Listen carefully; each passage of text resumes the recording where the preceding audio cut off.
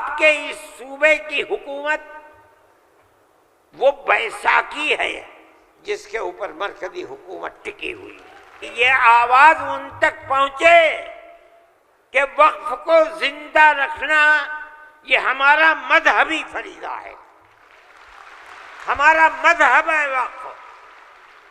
اگر آپ اس کی تائید کریں گے تو مسلمان خود فیصلہ کرے کہ آپ کی گورنمنٹ آپ کے مذہب کو زندہ رکھنا چاہتی ہے یا آگ لگانا چاہتی ہے۔ جمعیت علماء ہند اگر کوئی مائی کا لال ہے، دودھ پیا ہے، تو آ کر کے کہے کہ اس کا کردار 145 سال کا کردار ہے۔ یہ دیکھو کون محفل میں سراپا خندزن آیا، یہ دیکھو کون محفل میں سراپا خندزن آیا کہ ان حالات میں باندھے ہوئے سر پر کفن آیا۔ یہ دیکھو کون محفل میں سراپا خندزن آیا کہ ان حالات میں باندھے ہوئے سر پر کفن آیا۔ بہاروں پھول برساووں کی صدرش کے چمن آیا، وطن والوں مبارک ہو کہ معمار وطن آیا۔ مچاؤ دھوم محفل میں کہ صدر انجمن آیا، یہ فخر وطن آیا، یہ صدر انجمن آیا۔ نعرہ تکبیر، اللہ اکبر، جمعیت علماء ہند زندہ باد، مولانا ارشد مدنی زندہ باد، جمعیت علماء ہند زندہ باد، جمعیت علماء بہار زندہ باد، مولانا ارشد مدنی زندہ باد۔ بہار سے آئے ہوئے جمعیت علماء ہند کے شہدائی جو حضرات ہال میں موجود ہیں اور بہت سے لوگ ہال کے باہر بھی ہیں، جمعیت علماء ہند کا یہ اجلاس صوبہ بہار میں بلایا گیا ہے۔ آپ حضرات کو یہ بات ضرور معلوم ہوگی اور جمعیت علماء کے ورکرز اس بات کو جانتے ہیں کہ جمعیت علماء تقریباً 100 سال سے اس ملک کے اندر ایسی پیار و محبت کے ساتھ قربانیاں دیتی چلی آئی ہے جس کے اندر ذات، برادری، مذہب، مالداری اور فقر ہر چیز سے اوپر اٹھ کر جمعیت علماء نے ہمیشہ ملک کی آزادی کے لیے، ملک میں امن و امان کو پیدا کرنے کے لیے، ملک کے ہر فرد کے ساتھ پیار و محبت اور احترام کا معاملہ کیا ہے۔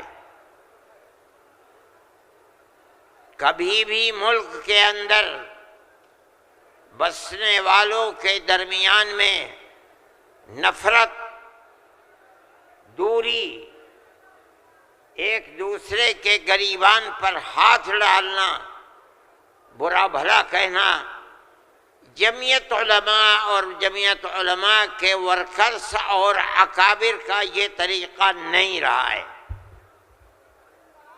اسی طریقے پر ہم نے قربانیاں دے کر ہمارے بزرگوں نے ملک کو آزاد کرایا ہے۔ ملک کو آزاد کرانے کے بعد ملک کا دستور بنایا گیا۔ کوئی یہ سمجھتا ہے اگر کہ ملک کا دستور بغیر مسلمانوں کو ساتھ لیے ہوئے صرف ہندوؤں نے دستور بنایا ہے تو وہ بسم اللہ کے گنبد میں رہتا ہے، اسے دنیا کا کچھ پتہ نہیں ہے۔ کیونکہ اس ملک کی آزادی میں ہمارا کردار 145 سال کا کردار ہے. کسی کا کردار اتنے لمبے زمانے تک نہیں ہے کہ وہ مرتے مارتے پھانسی کے پھندوں کے اوپر لٹکتے اپنی گردنوں کو کٹواتے ہوئے 145 سال تک اس ملک کے اندر ہم نے کام کیا ہے. 1803 سے لے کر 1947 تک اگر کوئی مائی کا لال ہے، دودھ پیا ہے، تو آ کر کے کہے کہ اس کا کردار 145 سال کا کردار ہے. جمعیت علماء کہتی ہے یہ علماء کا کردار ہے. یہ کردار پیار و محبت کے ساتھ تھا، غریبان پکڑ کر یہ کردار نہیں تھا. ایک دوسرے کے درد میں اور سکھ میں ہر چیز کے اندر شریک تھا. یہ ہمارا کردار تھا. ہم نے اس طرح سے اس ملک کو آزاد کرایا. کوئی نہیں تھا آزادی کی آواز اٹھانے والا. 1803 سے ملک کے لیے قربانی دینے والے 1857 کے اندر صرف دہلی کے اندر 33,000 علماء کو قتل کیا گیا. سنبھل میں، مراد آباد میں، میرٹھ میں سینکڑوں علماء کو جس کے جسم کے اوپر لباس عالموں جیسا ہوتا تھا اس کو پھانسی کے تختے پر چڑھا دیا جاتا تھا. کوئی نہیں تھا، کانگریس کا وجود بھی نہیں تھا. کانگریس تو بنی ہے 1883 میں اور 1885 میں اس کا پہلا اجلاس ہوا ہے. جبکہ 1803 سے حضرت شاہ عبدالعزیز صاحب نے اعلان کر دیا تھا کہ ہمارا ملک مسلمانوں کا یا ہندوؤں کا ملک نہیں رہا، یہ انگریزوں کا ملک ہو گیا. ہم غلام بن گئے. اب غلامی کی زنجیروں کا توڑنا اور جہاد کرنا ہر ایک کا فرض ہے.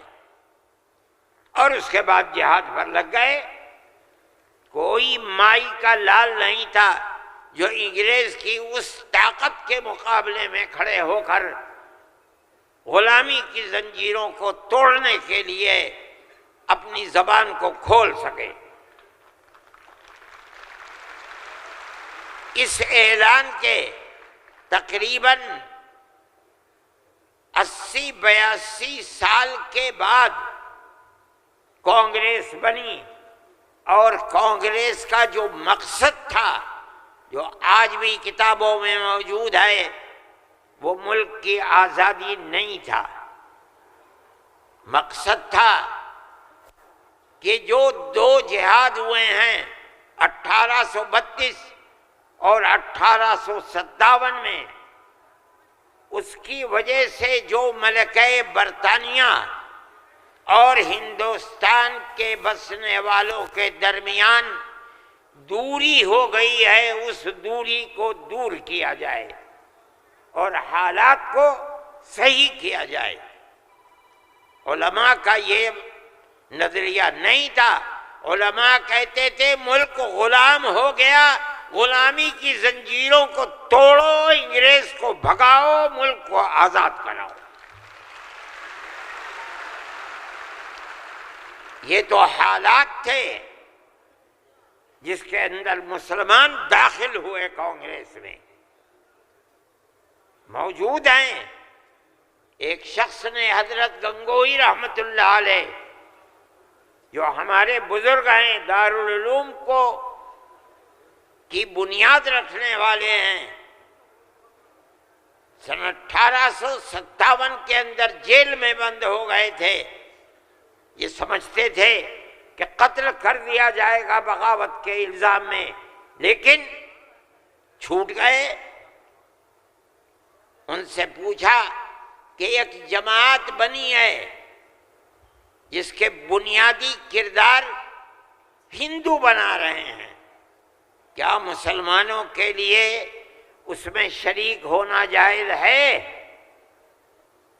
حضرت نے فتویٰ دیا جس طرح ایک ہندو اور ایک مسلمان کاروبار اور بزنس میں شریک ہو سکتا ہے، تو اسی طرح کانگریس کے ساتھ مسلمان شریک ہو سکتا ہے، بشرطے کہ اپنے دین کا نقصان نہ ہو۔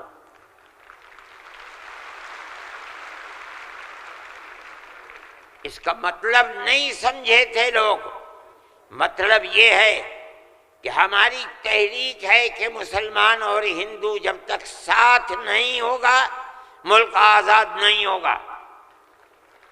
تم اس کے اندر گھسو اور اتنی طاقت پیدا کرو اپنی گھس کر کہ کانگریس کو مجبور کر دو کہ وہ اپنا نقطہ نظر بدل کر ملک کی آزادی کے لیے جد و جہد کرے۔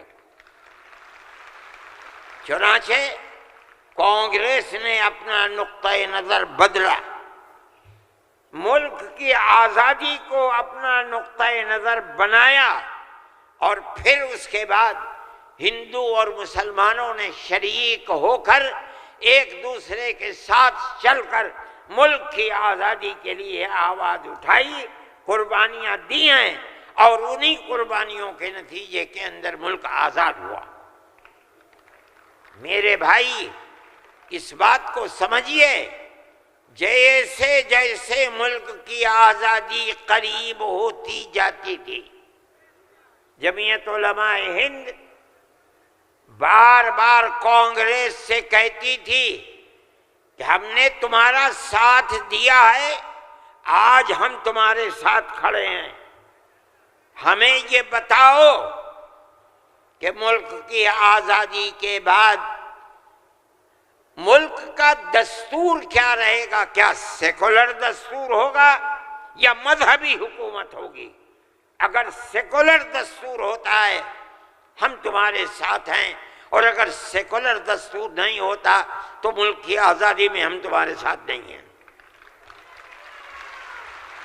بار بار ہمارے پاس کانگریس ورکنگ کمیٹی کی تجاویز موجود ہیں، کانگریس بار بار عہد کرتی ہے کہ ملک آزاد ہوگا تو ملک کا دستور سیکولر دستور ہوگا، ہر اقلیت کو اپنے مذہب کے اوپر آزادی سے چلنے کا اختیار ہوگا۔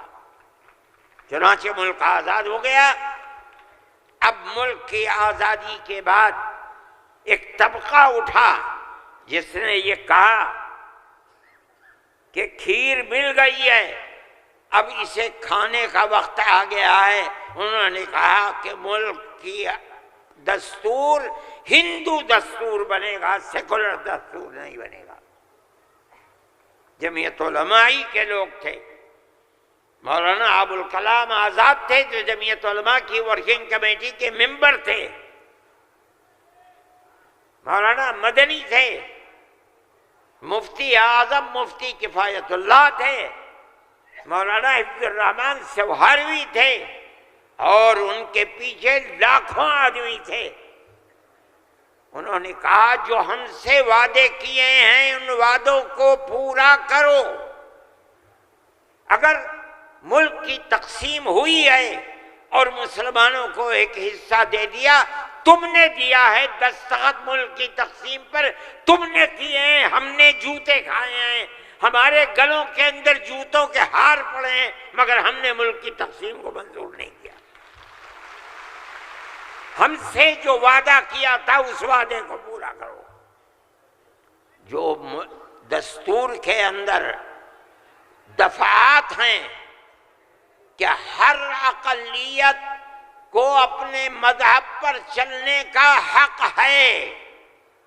یہ دفعات جمعیت علماء کی دی ہوئی دفعات ہیں، مولانا ابوالکلام آزاد کی دی ہوئی دفعات ہیں، مولانا مدنی کی دی ہوئی دفعات ہیں، مفتی کفایت اللہ کی رکھی ہوئی دفعات ہیں، جن دفعات کی بنیاد پر ہر اقلیت ملک کے اندر ملک وہ حصہ سمجھتی ہے جو حصہ کوئی اکثریت کا فرد سمجھتا ہے۔ یہ جمعیت علماء کی تاریخ ہے۔ ہم اپنے مذہبی اعتبار سے دستور کو ہاتھ میں لے کر کہہ سکتے ہیں کہ ہمیں اپنے مذہب پر چلنا اور مذہب کو اختیار کرنے کا حق ہے، اس دستور کے اندر ہے۔ نعرہ تکبیر، میرے بھائی، نعرہ تکبیر، میرے بھائی، میرے پاس واٹس ایپ نہیں ہے، میں یہ لغو کام نہیں کرتا، نہ مجھے فرصت ملتی ہے کہ میں دیکھتا ہوں ہر وقت واٹس ایپ کو۔ مجھے آج صبح ایک صاحب نے دکھلایا کہ کل مودی جی نے، وہ بڑے آدمی ہیں، میرے ملک کے وزیر اعظم ہیں، انہوں نے تقریر کی ہے اور اس کے اندر یہ فرمایا ہے کہ وقف ہندوستان کے دستور کے اندر وقف کوئی چیز نہیں ہے۔ مجھے حیرت ہوئی کہ ایک ملک کا وزیر اعظم اور ہندوستان جیسا وزیر اعظم یہ بات کہہ رہا ہے۔ میں کہتا ہوں کہ وقف قرآن کا فیصلہ ہے، اللہ کے نبی حضرت محمد کا فیصلہ ہے، ہمارے دین کا جز ہے۔ وقف کا لفظ نہیں آیا، لیکن یہ بات آ گئی 25 اور 26 دفعات کے اندر کہ اس ملک میں ہر اقلیت کو اپنے مذہب کو پکڑنے، اپنے مذہب کو چلنے کا اختیار ہے۔ کیا مطلب یہ ہے کل کو آپ کھڑے ہو کر کہہ دیں کہ نماز کا ذکر دستور کے اندر نہیں ہے، حج کا نام دستور کے اندر نہیں ہے، زکوٰۃ کا نام دستور کے اندر نہیں ہے، رمضان کے روزوں کا نام دستور کے اندر نہیں ہے، اس لیے ہر چیز کو مٹا دیا جائے۔ یہ کیا چیز ہے؟ دستور مجموعی طور پر دستور نے کہہ دیا کہ مسلمان ایک اقلیت ہے اور ہر اقلیت کو اپنے مذہب پر چلنے کا اختیار ہے۔ مذہب کی ہر چیز اس ایک دفعے کے اندر آ گئی۔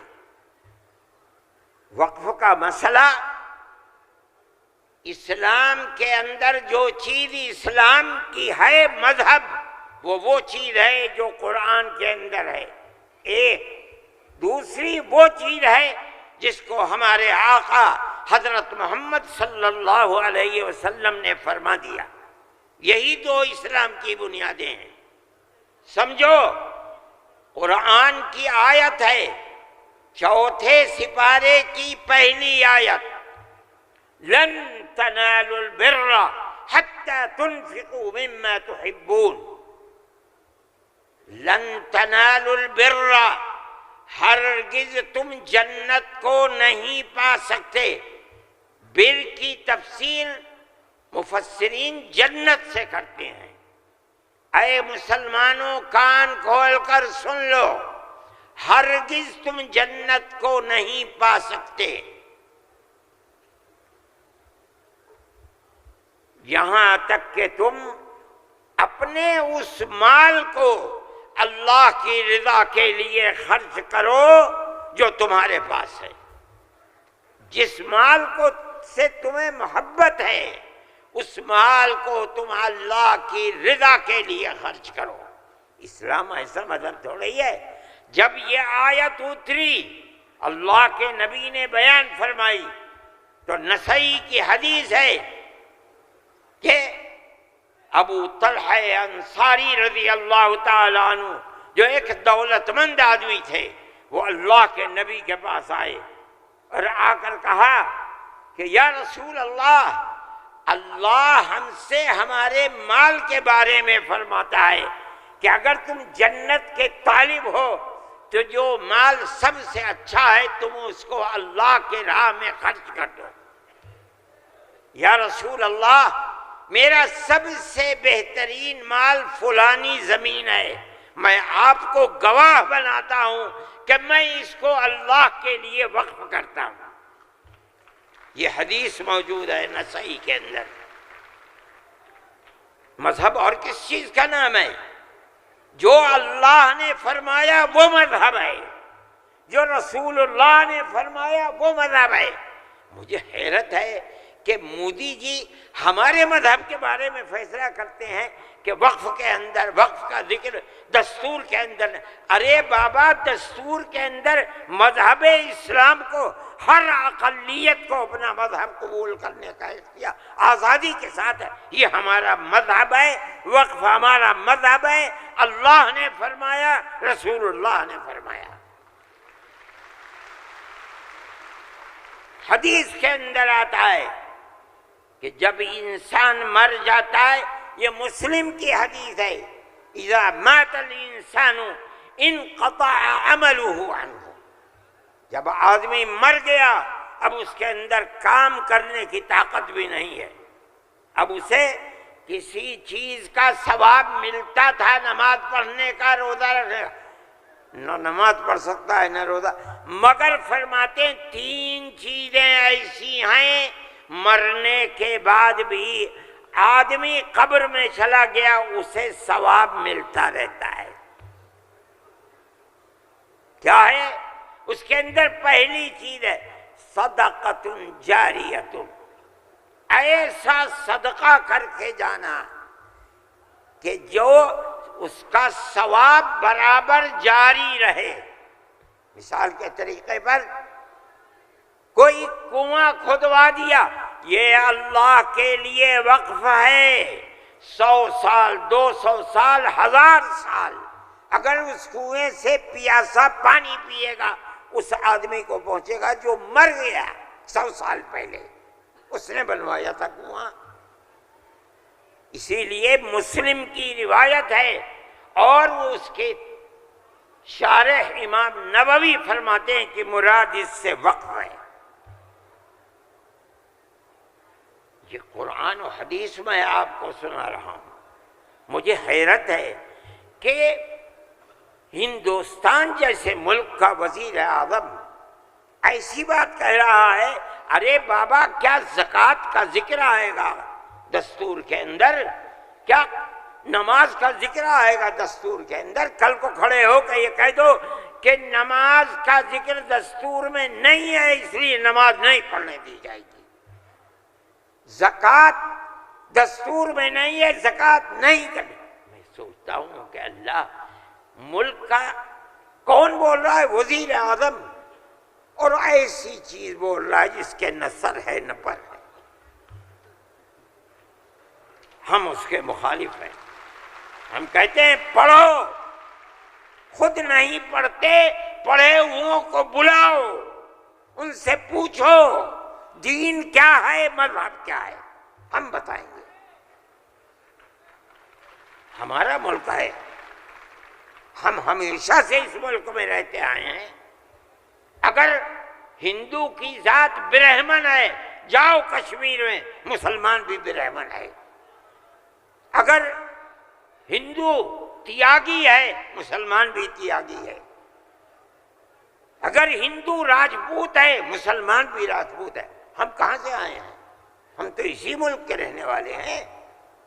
جس کو ہندو کوئی مذہب پسند ہے وہ ہندو مذہب کے اوپر ہے، جسے عیسائی مذہب پسند ہے وہ عیسائی بن گیا، جسے سکھ مذہب پسند ہے وہ سکھ بن گیا، جسے اسلام مذہب پسند ہے وہی مسلمان بن گیا۔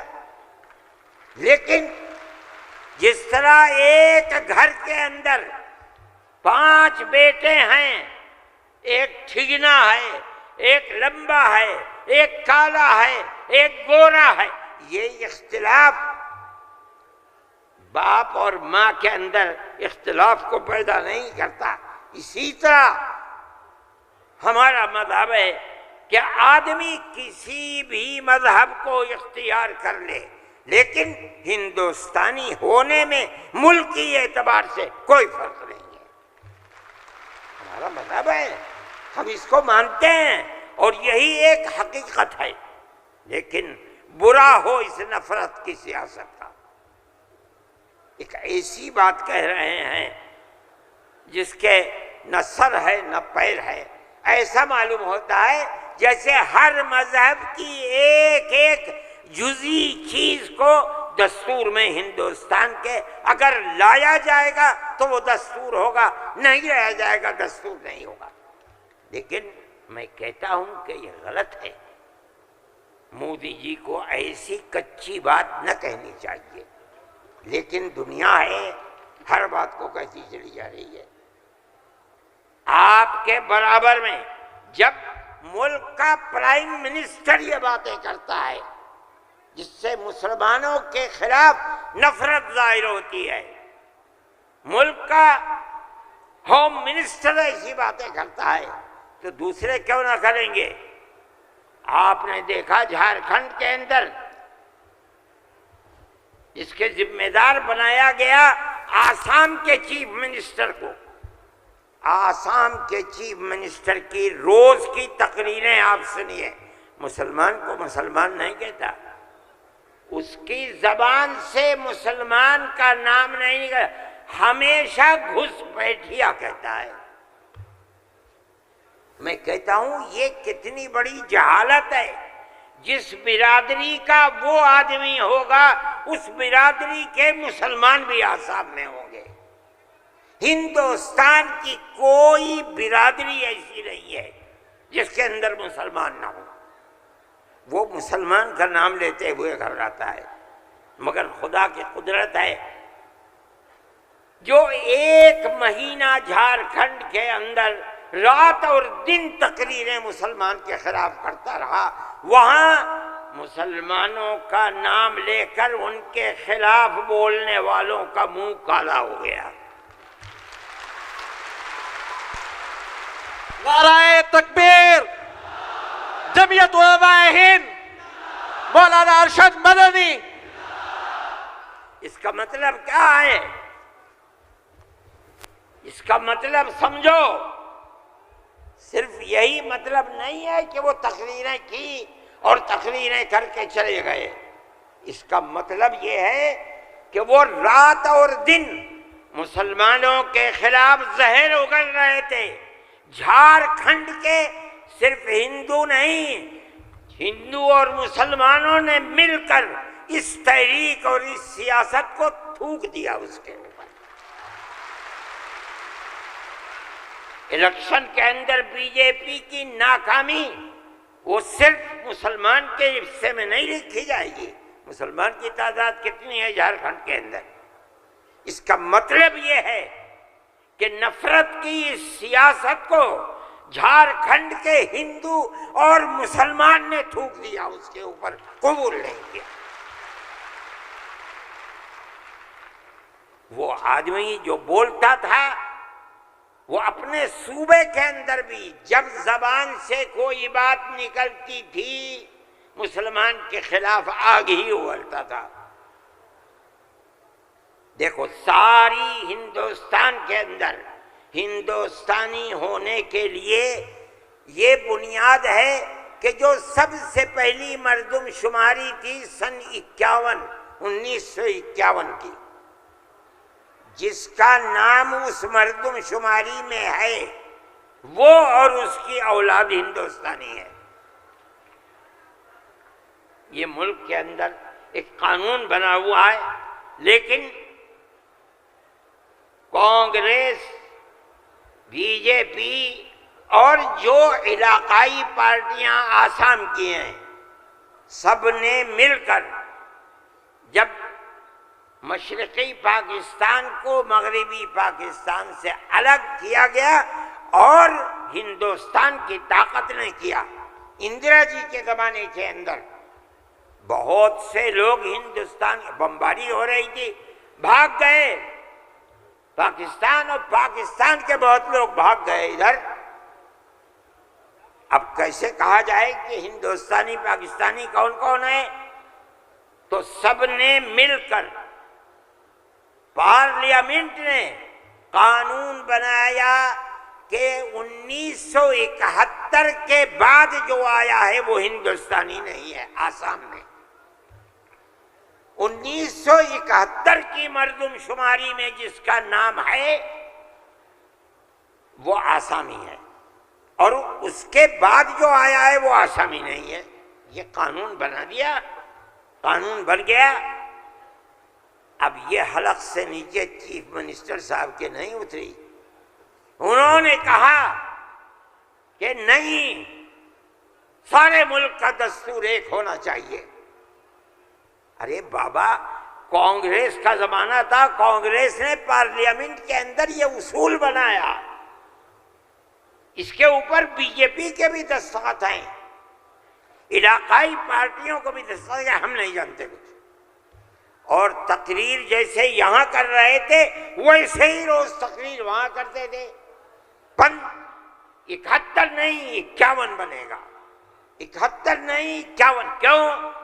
اگر 51 کو بنا دیا گیا تو کم از کم 80-90 لاکھ مسلمان اجڑ جائے گا، برباد ہو جائے گا۔ وہ یہ چاہتے تھے کہ مسلمان کو برباد کر دو۔ آسام میں جمعیت علماء وہ جماعت تھی، ہم گئے سپریم کورٹ میں، ہم نے کہا کہ جب اس زمانے کی حکومتیں متحد ہیں یہ کیسے ہو سکتا ہے؟ یہ اللہ کا احسان اور کرم ہے کہ سپریم کورٹ نے وہ فیصلہ کیا جو حق فیصلہ تھا، اور اس نے کہہ دیا کہ نہیں، آسام کے لیے سن 71 ہی رہے گا۔ تمام پارٹیوں نے اس کو قبول کیا ہے۔ اب زمانہ خراب ہو گیا، دل دکھنے لگا۔ وہ جو وہاں دل کے اندر مسلمانوں کے خلاف آگ تھی وہ جھارکھنڈ میں لا کر کے اگلی ہے، اللہ نے یہاں بھی منہ کالا کر دیا۔ میرے بھائی، جمعیت علماء کا یہ کام ہے۔ ہم نے اس سے پہلے ایک اور مقدمہ آسام کے سلسلے میں لڑا تھا۔ جب لڑکی اپنے شوہر کے ساتھ کسی دوسرے شہر میں پہنچی، یہ لڑکی کہاں سے آئی؟ جو وہاں کا پردھان تھا وہ سرٹیفکیٹ دیتا تھا کہ یہ لڑکی فلاں کی ہے، باپ اس کا فلاں جگہ ہے، لڑکی یہاں رہتی ہے۔ اسی سرٹیفکیٹ کی بنیاد پر اسے آسامی کہا جاتا تھا۔ اس طرح کی لڑکیاں ہندوؤں میں 24 لاکھ اور مسلمانوں کے اندر 27 لاکھ تھی۔ وہاں کی فرقہ پرست طاقت کہتی تھی کہ یہ پردھان کا سرٹیفکیٹ کوئی معنی نہیں رکھتا۔ تنہا جمعیت علماء تھی، ہم گئے سپریم کورٹ میں، اور جو بڑے سے بڑا وکیل جو ایک ایک پیشی میں 15 لاکھ روپیہ لیتا تھا، اور اتفاق سے جو چیف جسٹس تھا وہ بھی آسامی ہی کا تھا سپریم کورٹ کا۔ مجھے تو بہت خطرہ تھا، ان کا ہوگا کیا؟ 47 لاکھ عورتیں ہیں اور ان کے بچے اگر لگا لو 1.5 کروڑ، یہ کہاں جا کے بھیک مانگیں گے؟ نہ کوئی مکان خرید سکتے ہیں، نہ جائیداد خرید سکتے ہیں، نہ ان کے بچے پڑھ سکتے ہیں، یہ کیا کریں گے؟ اللہ کی قدرت کا کرشمہ ہے کہ اس کے اندر بھی جمعیت علماء کو ایسی کامیابی ہوئی کہ مسئلہ ختم ہو گیا۔ 47 لاکھ ہندو مسلمان جینے کا حق انہیں مل گیا۔ ایک چیز ہے، جمعیت علماء ہندو مسلم کی بات نہیں کرتی، ہمیں اس سے کوئی مطلب نہیں۔ جمعیت ہم علماء تو یہ کہتے ہیں مولانا ارشد مدنی، نعرہ تکبیر، مولانا ارشد مدنی قدم بڑھاؤ، جمعیت علماء ہند۔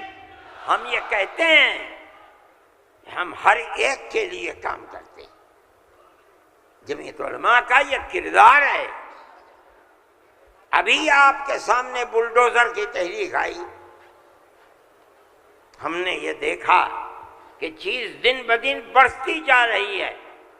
اور اس آگ کے اندر یہ نہیں کہا جا سکتا کہ 100% مسلمان ہے، لیکن 95% مسلمانوں کے گھر گرائے جا رہے ہیں۔ سارے ہندوستان میں جمعیت علماء ہند سپریم کورٹ میں گئی اور ہم نے جا کر کے یہ بات رکھی، تحریک چلتی رہی، ہم نے یہ بات کہی کہ یہ کیسے ہو سکتا ہے جس گھر کو ماں باپ نے بنایا، اس گھر کے اندر ایک لڑکے نے کوئی کام ایسا کر دیا کہ جو کام گورنمنٹ کے خلاف ہے، آپ کی سیاست کے خلاف ہے، آپ اس مکان کو بلڈوزر چلا کر گرا دیں، وہ ماں باپ کہاں جائیں گے بوڑھے؟ اس کی بیوی بچے کہاں جائیں گے؟ اس کی بہن بھائی کہاں جائیں گی؟ اس کی اولاد کہاں جائے گی؟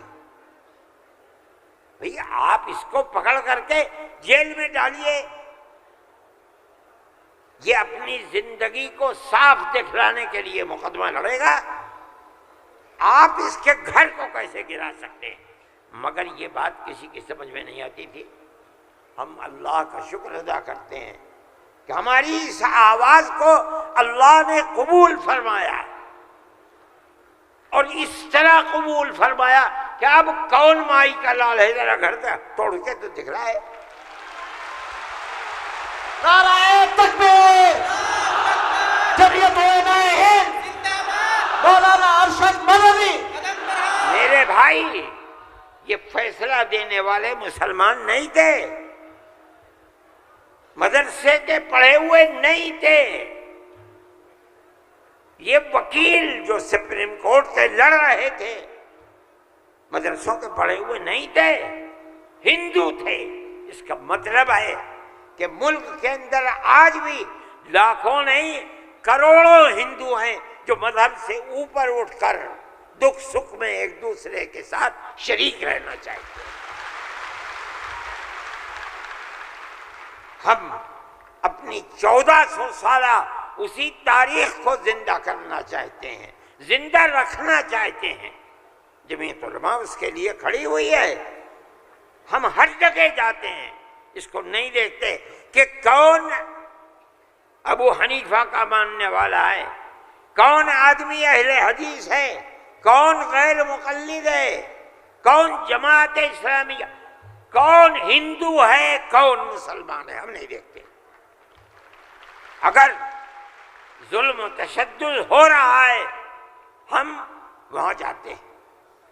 سیلاب آیا کیرلا کے اندر، ہم پہنچے، ہم نے مکانات 2 کروڑ روپیہ خرچ کیا، مکانات کی تعمیر کرائی، مکانات کو بنوایا۔ مسلمانوں کے مکانات بھی تھے، ہندوؤں کے مکانات بھی تھے، عیسائیوں کے مکانات بھی تھے، جاؤ جا کر کے دیکھو۔ ہم نہیں کرتے یہ کام۔ بنگال کے اندر سیلاب آیا، لاکھوں آدمی اجڑ گئے، ہم نے وہاں کیمپ لگائے، ایک ایک کیمپ میں 2700 صبح 2700 دوپہر میں کھانا کھاتے تھے۔ کوئی تمیز نہیں کون ہندو ہے کون مسلمان، جو مصیبت کا شکار ہے آئے ہمارے دسترخوان کے اوپر کھانا کھائے، یہ ہمارا کردار ہے۔ میرے بھائی، ان تمام چیزوں کو سمجھنا چاہیے۔ یہ مجھے آج حیرت ہوتی ہے، وزیر اعظم کا خطاب سن کر مجھے حیرت ہوئی۔ ایسا لگتا ہے کہ جسے پڑھ لکھ کر کے نہیں خواہ بول دیے۔ چیف منسٹر کے خطاب کو آج میں نے سنا، میں نہیں سنتا ہوں زیادہ، مجھے فرصت ہی نہیں ملتی پڑھنے پڑھانے سے، میں کہاں سے سنوں گا؟ جو خطاب ان کے جھارکھنڈ میں ہوئی ہے، مجھے حیرت ہوئی، مگر زیادہ حیرت نہیں ہوئی اس لیے کہ وہ زخم خوردہ ہیں۔ سپریم کورٹ کے فیصلے نے ان کے مزاج کے اندر گڑبڑی پیدا کر دی ہے، اس لیے وہ ایسی بات کہتے ہیں۔ سب لوگ اسی ملک کے رہنے والے ہیں، جو اس ملک کا ہے اس کو مکمل اختیار ہے۔ دستور ہماری بنیاد ہے، ہم اس دستور کو زندہ رکھنا چاہتے ہیں۔ اگر کوئی اس دستور کے خلاف جائے گا، ہم کورٹ میں گئے، بار بار گئے، ہمیں سپریم کورٹ سے پورا حق ملا ہے، ہم اللہ کا شکر ادا کرتے ہیں۔ ہمیں حق دینے والے مسلمان نہیں ہیں۔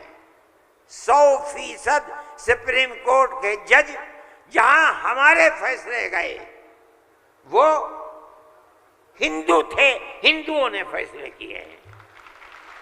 اس کا مطلب ہے کہ ہمارے ملک کے اندر آج بھی 2 4 نہیں، لاکھ 10 لاکھ بے شمار لوگ ہیں کہ جو ہندو مسلم مذہب سے اوپر اٹھ کر ایک دوسرے کے ساتھ پیار و محبت کا معاملہ رکھنا چاہتے ہیں، اور جو طاقتیں ملک کے اندر نفرت کو پیدا کر رہی ہیں، ملک کے اندر ایک بہت بڑا طبقہ ہے جو اس نفرت کی سیاست کو ملک کی تباہی کا سبب سمجھتا ہے۔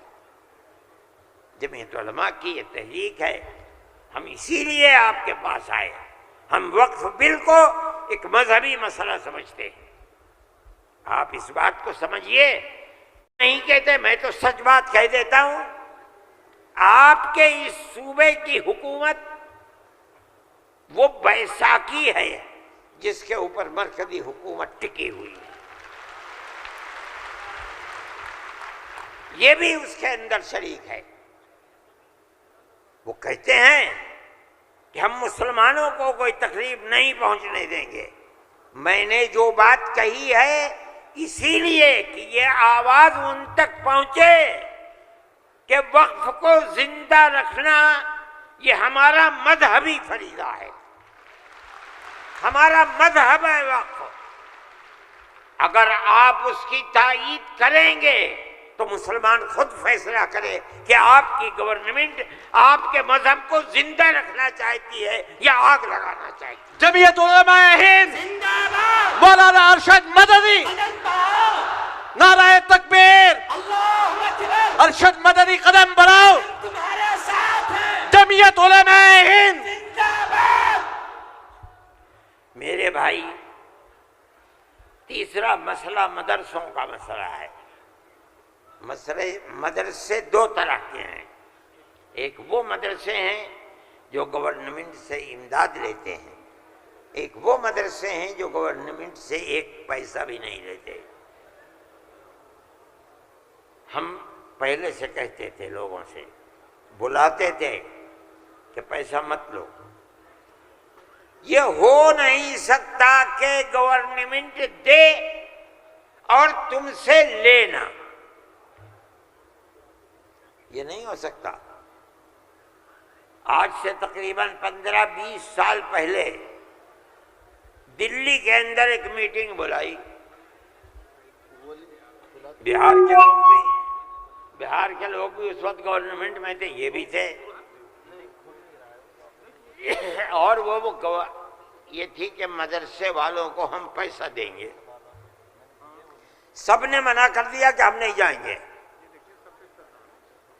میں نے یہ سوچا کہ مجھے جانا چاہیے، چنانچہ میں چلا گیا وہاں۔ انہوں نے مجھے اسٹیج پر بلا لیا، اس کے اندر بڑے بڑے وزراء بیٹھے ہوئے تھے، ارجن سنگھ بھی تھے اور دوسرے لوگ تھے۔ وہاں تقریر کرنے والوں نے تقریر کی مدرسوں کے خلاف، میں خاموش بیٹھا رہا۔ اس کے بعد مجھ کو کہا کہ آپ بولیں۔ میں بولے، میں نے ان سے کہا کہ آپ نہیں جانتے کہ مدرسوں کا کردار کیا ہے۔ میں آپ کو بتاتا ہوں، جب 1857 کے اندر لوگوں کا قتل عام ہو گیا تو اب ملک کی آزادی کے لیے جہاد کرنے والے مجاہد ہی ختم ہو گئے۔ جن لوگوں نے جہاد کیا تھا وہ جیل میں پکڑے گئے۔ جب عام معافی کا اعلان ہوا تو علماء نکلے اور سر جوڑ کر بیٹھے۔ 57 میں جہاد ہوا تھا ٹھیک 9 سال کے بعد 1866 میں دارالعلوم کی بنیاد رکھی. کیوں؟ اب مجاہد زندہ نہیں رہے. دارالعلوم میں جنگ آزادی کے لیے مجاہدین کی فیکٹری بنانی تھی، وہ ہے دارالعلوم دیوبند. مدارس اسلامیہ زندہ باد، جمعیت علماء ہند زندہ باد، نعرہ تکبیر، اللہ اکبر، مدارس اسلامیہ. اللہ اکبر. اس فیکٹری سے بڑے بڑے ہزاروں مدرسے بن گئے. جہاں دنیا میں جائیے، نیو یارک میں چلے جائیے، واشنگٹن میں چلے جائیے، لندن میں چلے جائیے، ساؤتھ افریقہ میں چلے جائیے، اور ایشیا کے اندر تو جس ملک میں قدم رکھو یہیں کے فارغ ہیں یا یہاں کے فارغ ہونے والے کے شاگرد ہیں جنہوں نے مدرسے بنا رکھے ہیں. یہ مدرسے در حقیقت ملک کی آزادی کی ضمانت ہیں. ملک کے اندر حضرت شیخ الہند یہیں کے پیدا ہوئے جنہوں نے 4 سال مالٹا میں جیل کاٹی. مولانا مدنی یہیں سے پیدا ہوئے ہیں جنہوں نے 9 سال انگریز کی جیل کاٹی ہے. اور میں نے کہا میں کتنوں کا نام لوں آپ کے سامنے. یہ مدرسوں کی زندگی ہے اور یہ تاریخ ہے. آپ اس تاریخ کو بجھانا چاہتے ہیں، کہتے ہیں بالکل نہیں. انہوں نے کہا کہ ہم نہیں بجھانا. میں نے کہا کہ یہ ہو نہیں سکتا کہ آپ پیسہ دیں انہیں اور پھر ان کے نظام تعلیم اور نصاب تعلیم میں دخل نہ دیں. آواز آئی ہم وعدہ کرتے ہیں کہ نہیں دیں گے. میں نے کہا اچھا، میں آپ کو جھوٹا نہیں کہتا ہوں. مجھے یہ بتائیے کہ ابھی الیکشن میں 3 سال باقی ہیں، کیا آپ یہ ضمانت دے سکتے ہیں کہ 3 سال کے بعد جو الیکشن ہوگا اس الیکشن کے نتیجے میں کامیاب ہو کر آپ ہی اقتدار کی کرسی پر بیٹھیں گے؟ کہنے لگے نہیں دے سکتے. میں نے کہا تو آپ تو 3 سال کی ضمانت نہیں دیتے، اور میرے دل میں یہ ارمان ہے کہ اگر قیامت تک میں زندہ رہوں گا تو مدرسوں کو لے کے چلوں گا. میرا آپ سے کیسے ہو جائے گا؟ میری آپ سے اس میں مصالحت نہیں ہو سکتی. آپ کو اسکول بنانے ہیں، آپ مجھے دیجئے. آپ اگر 50 اسکول کہیں گے میں 50 بنا دوں گا. لیکن آپ یہ چاہیں کہ مدرسے کو ختم کر کے اس کے اندر اسکول کا نصاب بن جائے، یا یہ مدرسے آپ سے پیسہ لے کر چلے، جمعیت علماء اسے گوارا نہیں کرے گی. میں نے ان سے کہا کہ مدرسے اور مسجد میں کوئی فرق نہیں ہے. کہنے لگے وہ کیسے؟ میں نے کہا اس لیے کہ اگر مسجد میں نماز پڑھی جاتی ہے، مدرسے میں نماز سکھلائی جاتی ہے. اگر مسجد میں نماز کے اندر قرآن پڑھا جاتا ہے، مدرسے کے اندر قرآن پڑھنا سکھلایا جاتا ہے. کیسے دونوں الگ ہو جائیں گے؟ یہ دونوں ایک دوسرے کے ساتھ ہیں. جیسے ہم مسجد اپنی خود بناتے ہیں، چاہے ایک چھپر ڈال کر کے بنائیں، اسی طرح ہم مدرسے میں بھی آپ سے کوئی مساعدت لینا ہم نہیں گوارا کرتے. اچھا، میں یہ کہہ کر کے بیٹھ گیا. صدیقی صاحب جن کو گورنمنٹ نے بنایا تھا اسکولوں کو ان کا اقلیتی کردار دینے کے لیے، وہ میرے برابر بیٹھے تھے. وہ بھی اس اجتماع کو بلانے والے تھے. اس کے بعد ایک اور صاحب کھڑے ہوئے میرے بعد. انہوں نے پہلے تو یہ کہا کہ مجھے بڑا افسوس ہے کہ آپ نے ارشد کے بعد مجھے بلا لیا. کچھ وقفے کے بعد بلاتے انہوں نے تقریر، اور جیسے انہوں نے کہا میں نے اس پر یہ کہا کہ میرے اندر یہ طاقت ہے، آپ جو فرمائیں گے میں اسے قبول کروں گا خاموش، میں کوئی اس کی تردید نہیں کروں گا. اس لیے آپ فرمائیے. جیسے انہوں نے کہا کہ مدرسوں کا کردار کمزور ہو گیا، وہ تو مجمع جو صبح سے کھڑے ہو گئے، خبیث ہے، اتار دو، پھینک دو، نکال دو اس کو یہاں سے. جب آگ لگنے لگی تو میں نے صدیقی صاحب سے کہا، صدیقی صاحب میں تو جا رہا ہوں. صدیقی صاحب نے مجھے پکڑیا، بھائی خدا کے لیے بیٹھ جاؤ، یہ مجمع ہمارے قابو میں نہیں آئے گا۔ تو میں نے ان لوگوں سے کہا کہ بھائی کیا بات ہے، کیوں آخر گھبرا رہے؟ ایک بات ہے، آپ کی مرضی کے مطابق ہے آپ قبول کیجئے، نہ مرضی کے مطابق ہے آپ نہ قبول، لیکن اس اجلاس کے اندر یہاں کیوں شور بچاتے ہو؟ خیر وہ لوگ بیٹھ گئے۔ جب ہو گیا تو میں اٹھ کے بھاگ گیا۔ کانگریس گورنمنٹ کی جو بالکل آخری شخصیت تھی، انہوں نے کہا کہ بھائی سونیا جی صدر تھیں، انہوں نے کہا کہ آپ نے کیا کر دیا، میں پہلے منع کرتی تھی کہ اس مسئلے کو نہ چھوڑو، بند کر دو اس کو، جو مدرسہ بند ہو گیا۔ آج بھی یہی مصیبت تھی، ان مدرسوں کے خلاف ابتدا میں جو امداد نہیں لیتے تھے کوئی نہیں بولتا تھا، اس لیے کہ جب تمہارا کھایا نہیں ہے تو تم ہم سے پوچھ کیوں سکتے ہو؟ جو تمہارا کھاتے ہیں ان سے جا کے کہو، انہوں نے کھایا ہے اب تم ان کے حلق سے نکالو، ہم نے تو کبھی تم سے 2 پیسے بھی نہیں لیے۔ دارالعلوم دیوبند کو سن 56 کے اندر، 1956 میں، جو اس وقت یہاں بہار کے آدمی تھے اور ملک کے صدر جمہوریہ تھے ڈاکٹر راجندر پرساد، وہ دیوبند آئے تھے۔ انہوں نے دیوبند، حضرت رحمۃ اللہ علیہ زندہ تھے، حضرت مدنی، انہوں نے دارالعلوم کے لیے ایک لائبریری کے پیسے دارالعلوم کو دینے کا وعدہ کیا۔ جب وہ چلے گئے، اب شکریہ ادا کیا ان کا بہت، جب وہ چلے گئے تو ان کو خط لکھ کر بھیج دیا گیا کہ دارالعلوم دیوبند کے بنانے والوں کا یہ حکم ہے، یہ اصول ہے کہ کسی بھی مسلم یا غیر مسلم حکومت سے کبھی کوئی مدد نہیں لی جائے گی، اس لیے ہم آپ کا شکریہ کے ساتھ واپس کرتے ہیں۔ آج تک حکومتوں پر حکومتیں بدل گئیں، انگریز گورنمنٹ، پھر اس کے بعد ہندوستان کی، مگر اس کے اندر کوئی فرق نہیں پڑا ہے۔ لیکن اس کے بعد جنہوں نے لیا تھا گورنمنٹ سے، پھر اس کے بعد ان مدرسوں کے اندر بھی ہاتھ ڈالنا شروع کر دیا۔ جمعیت علماء اس سلسلے کے اندر کورٹ میں گئی، اگرچہ ان مدارس کے سلسلے میں کوئی فیصلہ ابھی تک نہیں آیا، لیکن ہم یہ سمجھتے ہیں کہ قانونی اور دستوری اعتبار سے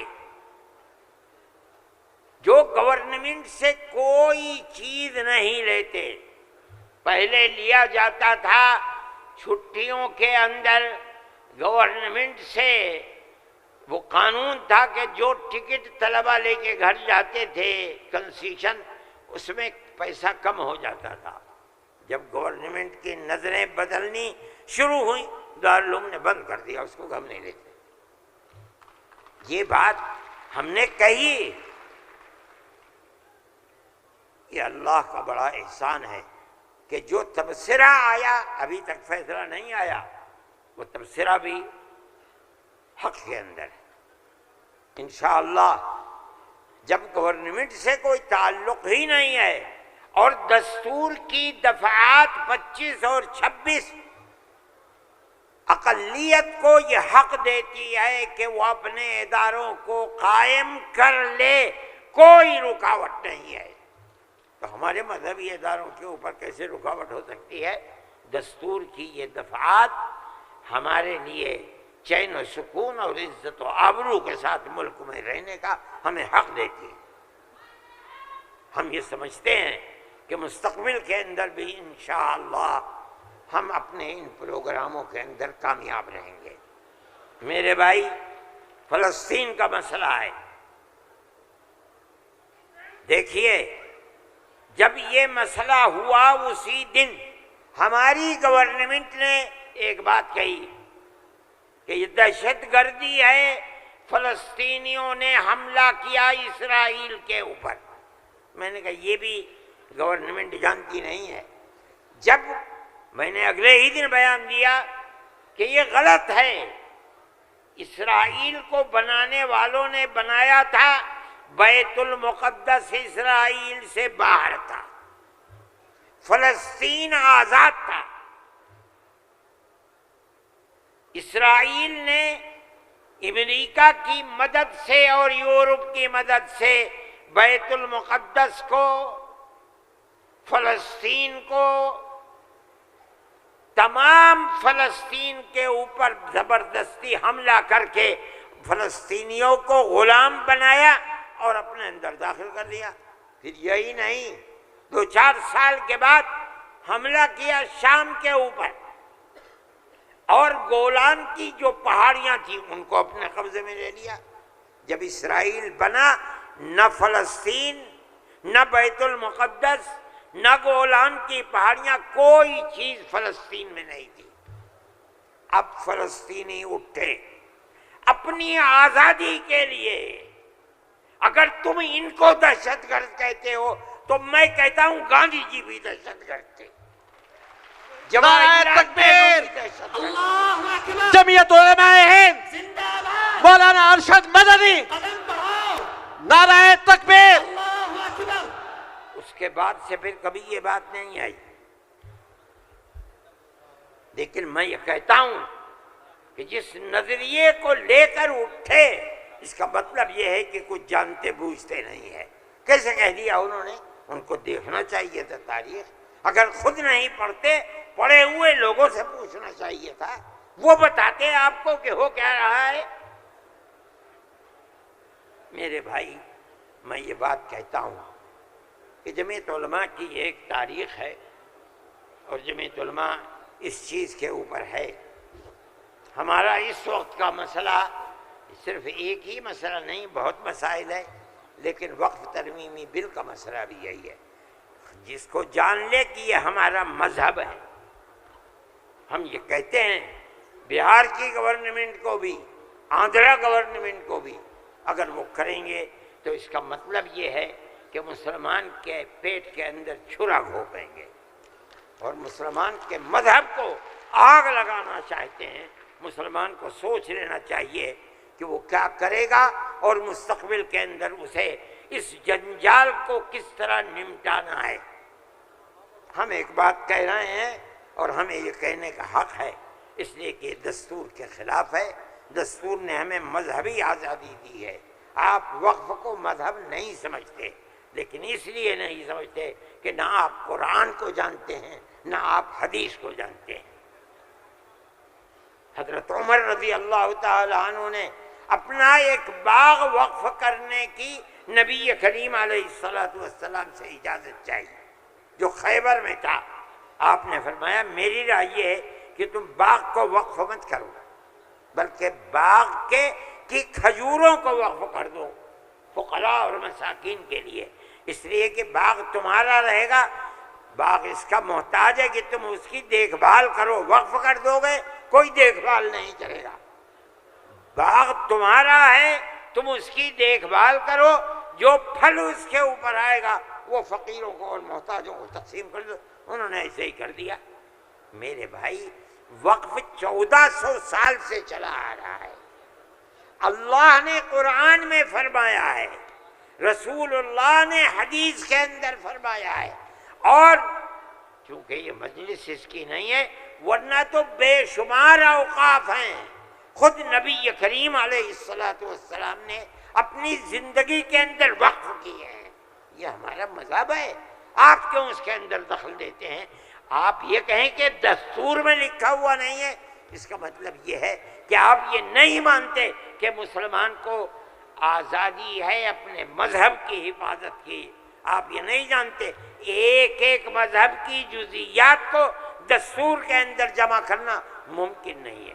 مذہب اسلام تو آدمی کے پیدا ہونے سے پہلے موت کے بعد تک قبر کے اندر جو صورتحال ہوتی ہے، اسلام اس سب کو اپنے احاطے میں لیے ہوئے۔ آپ کے دستور میں کتنی گنجائش ہوگی اس کی؟ یہ بات کہہ دیا کہ ہمیں اپنے مذہب پر چلنے اور اپنانے کا حق ہے، اسے زندہ رہنے کا حق ہے۔ ہم یہ بات کہہ رہے ہیں، ہم نہیں چاہتے کہ کوئی دوسرا اس کے اندر دخل اندازی کرے۔ میرے بھائی، میں نے یہ بات کہی اور میں نہیں سمجھتا ہوں کہ اس سے زائد مجھے کوئی بات کہنی چاہیے، اس لیے میں آپ حضرات سے کہ تشریف آوری کا شکریہ ادا کرتا ہوں۔ میں اس ہال کے اندر 1-2 مرتبہ پہلے بھی آ چکا ہوں، مگر میں نے کبھی مسلمانوں کا اتنا بڑا مجمع یہاں نہیں دیکھا۔